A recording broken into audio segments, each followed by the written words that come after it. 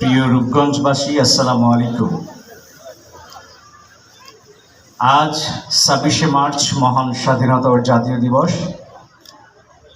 পরাধীনতার শৃঙ্খল ভেঙে একটি স্বাধীন জাতি হিসেবে আত্মপ্রকাশের গৌরব ও আনন্দের দিন।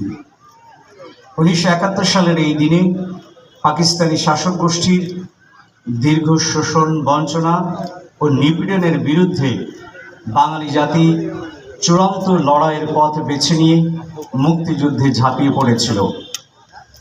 এই মাহেন্দ্রক্ষণে আমি গভীর শ্রদ্ধার সাথে স্মরণ করছি শহীদ প্রেসিডেন্ট জিয়াউর রহমানকে, যার ঐতিহাসিক ঘোষণায় এদেশের মুক্তিকামী মানুষ যুদ্ধে ঝাঁপিয়ে পড়েছিল।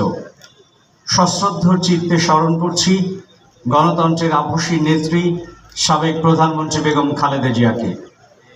আমি গভীর শ্রদ্ধায় স্মরণ করছি স্বাধীনতার যুদ্ধে জীবন উৎসর্গকারী ৩০ লক্ষ শহীদ ও সম্ভ্রমহারা ২ লক্ষ মা বোনকে। কৃতজ্ঞতা জানাই সকল বীর মুক্তিযোদ্ধাকে এবং ২০২৪ সালের বৈষম্য বিরোধী আন্দোলন সহ বিভিন্ন গণতান্ত্রিক আন্দোলনে যারা শহীদ ও আহত হয়েছেন। কৃতজ্ঞতা প্রকাশ করছি সেই সকল বন্ধু রাষ্ট্র ও ব্যক্তিদের প্রতি যারা আমাদের চরম সংকটে সহায়তার হাত বাড়িয়ে দিয়েছিলেন। প্রিয় রূপগঞ্জবাসী, ১৯৭১ মুক্তিযুদ্ধে রূপগঞ্জবাসীর অবদান আমাদের ইতিহাসের এক গৌরবোজ্জ্বল অধ্যায়। ১৯৭১ সালের মে মাস থেকেই রূপগঞ্জ মুক্তিযোদ্ধাদের অভয়ারণ্যে পরিণত হয়। ভোলাবো, ধামচির শালবন, ইউসুফগঞ্জ, কামশাইর, মাঝিনা, পিতলগঞ্জ, শিমুলিয়া সহ বিভিন্ন এলাকায় সহস্রাধিক মুক্তিযোদ্ধা অবস্থান নিয়েছিলেন। বৈদ্যুতিক লাইন ও ট্রান্সফরমার ধ্বংস করে শত্রু শিবিরকে অচল করে দেওয়া এবং বীরত্বপূর্ণ আক্রমণের মাধ্যমে হানাদার বাহিনীকে বিতাড়িত করার ইতিহাস আমাদেরকে গর্বিত করে। আমি রূপগঞ্জের সেই সকল বীর জনতার প্রতি জানাই বিনম্র শ্রদ্ধা। আমন্ত্রিত অতিথিবৃন্দ, স্বাধীনতার মূল লক্ষ্য ছিল একটি শোষণমুক্ত, সুখী, সমৃদ্ধ ও অসাম্প্রদায়িক বাংলাদেশ গড়া। বর্তমানে মাননীয় প্রধানমন্ত্রী জনাব তারেক রহমানের নেতৃত্বে সরকার রাষ্ট্র পরিচালনার প্রতিটি মুহূর্তে নিরলসভাবে কাজ করে যাচ্ছেন। বর্তমান সরকারের গৃহীত পদক্ষেপগুলো জনগণের প্রতি দায়বদ্ধতার স্পষ্ট প্রতিফলন।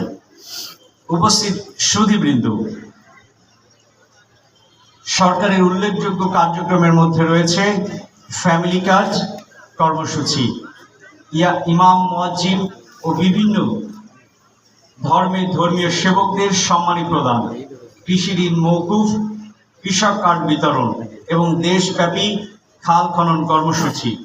এছাড়া ভিভিআইপি প্রোটোকল হ্রাস, সরকারি ব্যয় সংকোচন, বাজার মনিটরিং এবং অবৈধ দখল উচ্ছেদের মাধ্যমে জনজীবনের স্বস্তি ফিরিয়ে আনার চেষ্টা চলছে। শিক্ষা, স্বাস্থ্য খাতের হেলথ কার্ড, পুনঃ ভর্তি ফি বাতিল, বিদেশে উচ্চশিক্ষার সহায়তার মতো যুগান্তকারী পদক্ষেপ ইতিমধ্যেই সরকার গ্রহণ করেছে। প্রিয় শিক্ষার্থীবৃন্দ, তোমরা এই জাতির ভবিষ্যৎ কর্ণধার।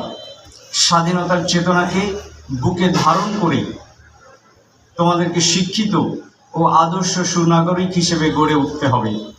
প্রযুক্তির এই যুগে কঠোর পরিশ্রমের মাধ্যমে নিজেদেরকে দক্ষ করে তোলা, যাতে আগামী দিনে দেশের সার্বভৌমত্ব রক্ষায় বলিষ্ঠ ভূমিকা রাখতে পারো। প্রিয় সুধীমণ্ডলী, স্বাধীনতার সুফল প্রতিটি ঘরে পৌঁছে দিতে হলে আমাদের গণতন্ত্রকে প্রাতিষ্ঠানিক রূপ দিতে হবে। আসুন আমরা একটি শোষণমুক্ত, ন্যায় বিচার ভিত্তিক সমাজ প্রতিষ্ঠা করি।